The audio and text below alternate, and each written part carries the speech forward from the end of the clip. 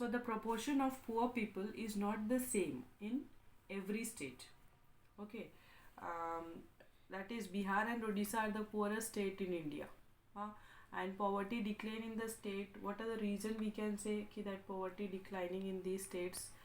That is Punjab and Haryana, due to, we can say, due to high agricultural growth rate, isn't it? Kerala, owing to more focus on human resources development, isn't it? Then comes West Bengal because of land reforms. Then Andhra Pradesh and Tamil Nadu, public distribution of food grains. Okay, and NSSO, this organization also estimates the poverty line. Okay, normally every 5 years by conducting sample surveys. Okay, then in global poverty scenario, that is according to World Bank definition, a person living on less than 1.90, okay, US dollar per day is poor. Okay, so according to the most recent estimate in 2013, 10.7% of world's population lived on less than 1.9 US dollar a day. Okay, that is, in developing countries, the proportion of people living in extreme economic poverty has fallen from 28% in 1990 to 21% in 2001. Okay, although global poverty has reduced, regional differences do exist. Because of rapid economic growth, poverty has declined in China and South Asian countries, isn't it? The number of poor in China had reduced from 606 million, that is in 1981, to 212 million in 2001. So how much difference is there, isn't it? Then poverty has increased from 41% in 41% in 1981 to 46% in 2000 in sub-Saharan Africa.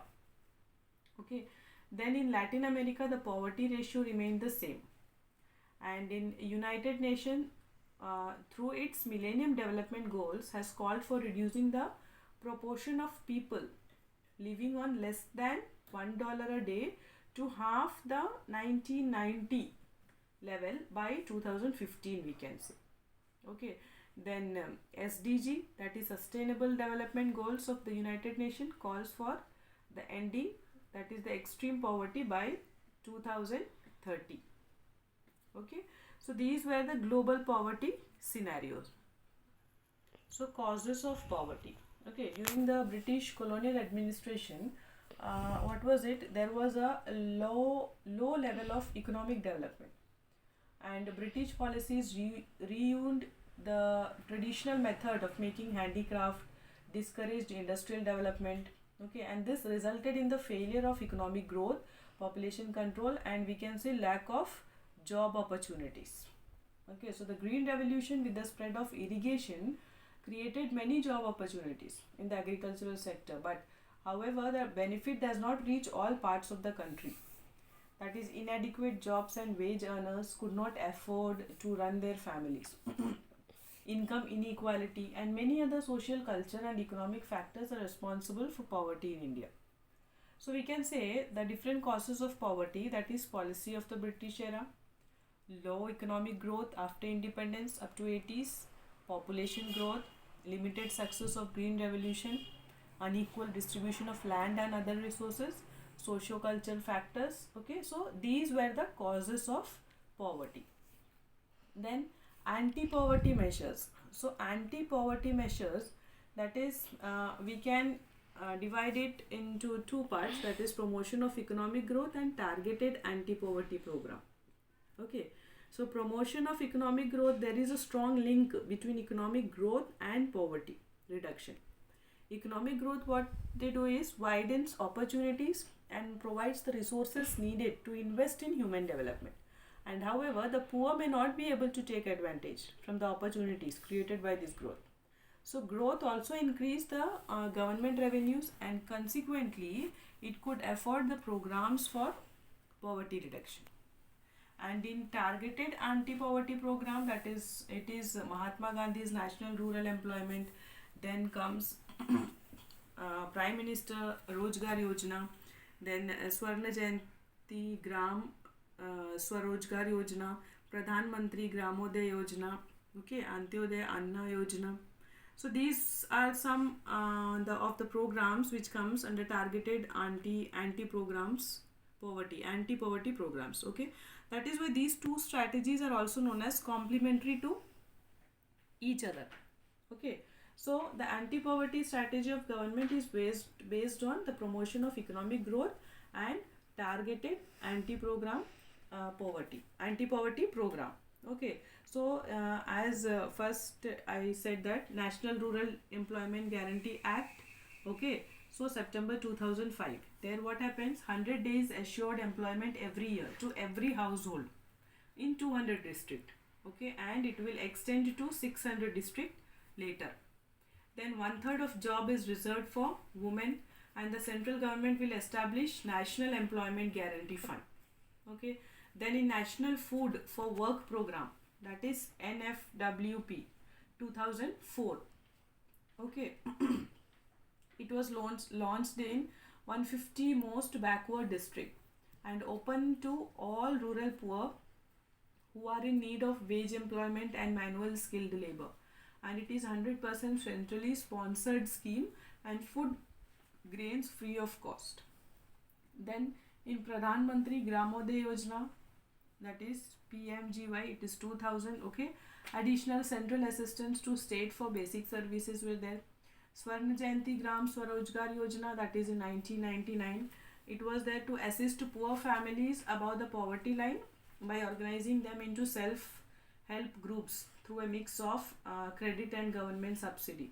Okay, then in Rural Employment Generation Program, that was in 1995, that was created because to create self-employment opportunities in rural areas and small towns, and to create a 25 lakh jobs for the program under the 10th 5-year plan.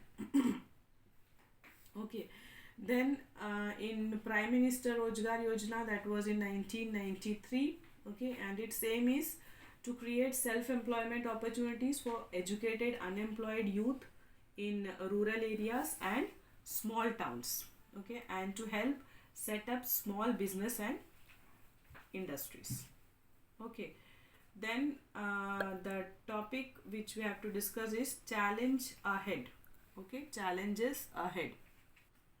Although poverty has declined in India, okay, there is a disparity between rural and urban areas and among different states. Great challenges includes making better progress in reducing the poverty level in the next 10 to 15 years, providing minimum necessary health care, education and job security for all, and achieving gender equality in society. Okay, then in this challenges ahead, a new approach in poverty reduction, that is Sustainable Development Goals SDG of the United Nations, calls for ending the extreme poverty by 2030. And in this context, reduction of poverty acquires innovative approaches in our country.